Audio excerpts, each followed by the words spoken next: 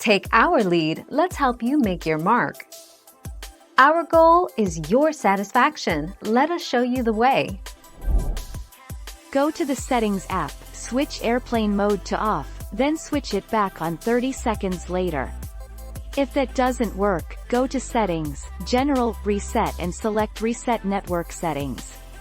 You also might want to try powering down your iPhone and turning it back on. 12 December 2014.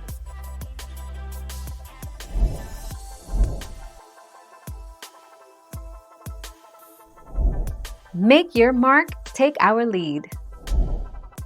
To use SlyDial, dial 267, SlyDial 267-759-3425. When prompted, enter the U.S. mobile phone number for the person you are trying to call.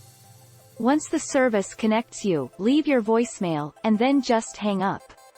You can also use the SlyDial app for iOS or Android.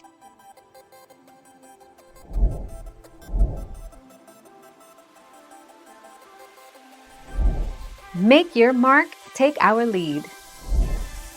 Helpful answers. Try to call someone to check your cellular network connection. Make sure that you set up your voicemail. To check, dial your phone number from your iPhone. Call your iPhone from another phone and try to leave yourself a voicemail.